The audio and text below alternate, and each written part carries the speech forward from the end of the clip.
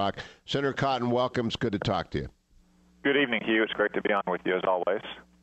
Yesterday on the Meet the Press, Face the Nation, I was on with Devin Nunes, your old colleague from the House. He's chairman of the House Intel Committee. And he said point blank to John Dickerson, we are at more risk of an attack today than we have ever been. I guess that includes the day before 9/11. Do you agree with that assessment? And do you think people are paying attention, especially when we have all this other horrific news from Charleston and the political fallout and the consequences thereof and the president dropping the N-bomb? Are people paying attention to the threat from abroad?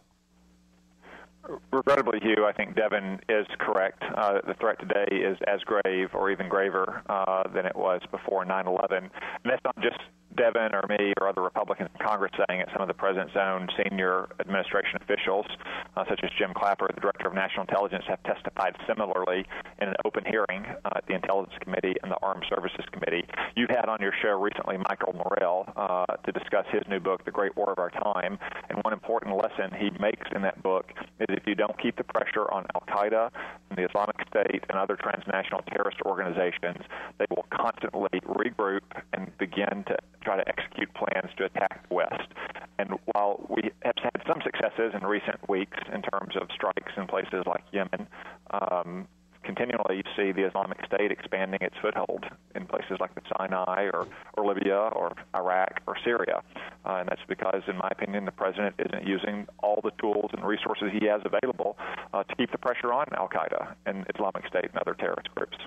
Now, Senator Cotton, earlier today, the New York Times reported that the Taliban attacked the Afghan parliament today, just as lawmakers were convening for their third attempt to confirm a defense minister. While in northern Afghanistan, a second district fell to Taliban insurgents, the Archi district, A-R-C-H-I, which borders Kunduz, the capital of Kunduz province. What do you make of this? Is this just the standard back and forth in Afghanistan, or are the Taliban preparing to once again overrun the country as they did in the aftermath of the Soviet withdrawal? Well, if we were to precipitously withdraw all of our troops next year, then yes, I do fear the movie that you're seeing in Iraq with the Islamic State running wild, we would see once again in Afghanistan with the Taliban reclaiming large swaths of territory and allowing groups like al-Qaeda to establish safe havens from which they can launch attacks against the West. That's why the president was so mistaken in 2011 when he disregarded our commander's advice to keep a small stay-behind force, smaller than the force we still have to this day in Korea. And in my opinion, if he withdraws all our troops next year from Afghanistan, we'll see the same kind of catastrophic failure. Now, I had a chance to talk with your colleague, Senator Cornyn, earlier today until his phone cut out on us, and yours is kind of breaking up as well, so I hope it doesn't happen again. But I asked him about defense appropriations following the big win on the defense authorization. Do you think the Republicans are going to be able to find 6 Democrats to move that bill to the president's desk?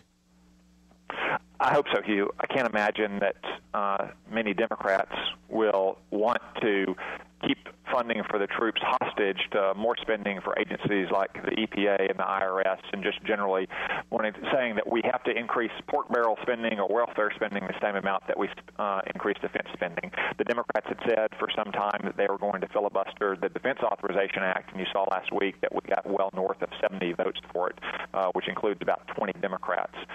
So I hope they'll come to their senses and realize that of all the many important things the government does, nothing is more important than funding our troops.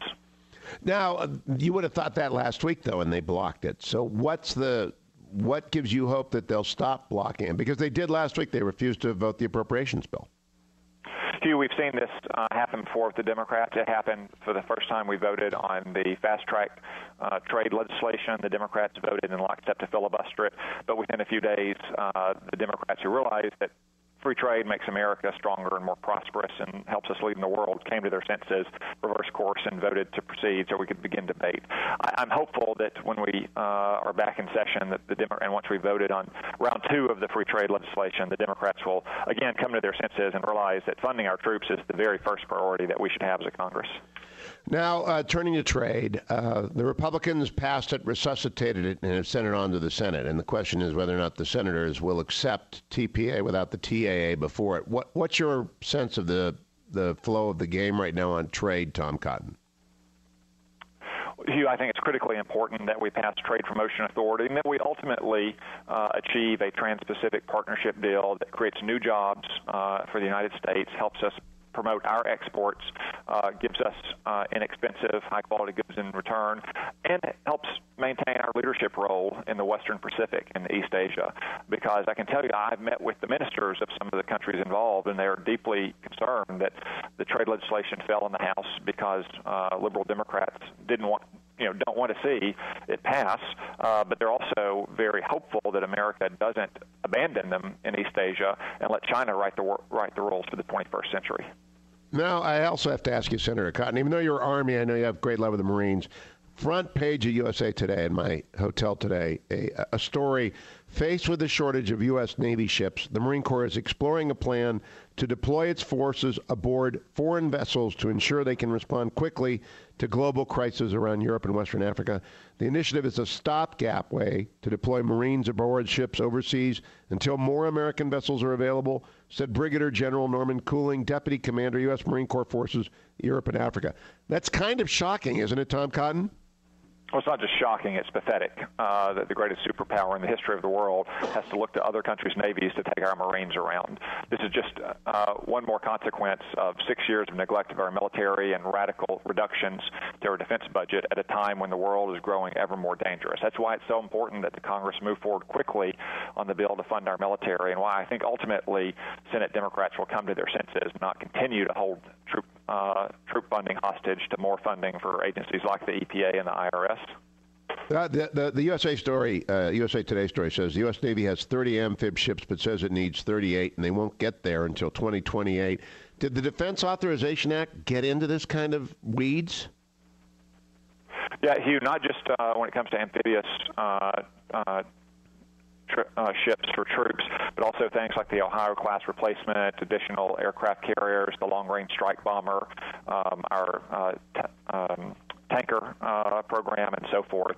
We need to recapitalize and modernize across a whole array of platforms, and that's why it's so urgent that we begin to reverse the cuts that have been in place and increase spending for defense, and why I just can't believe that the Democrats won't ultimately come to their senses.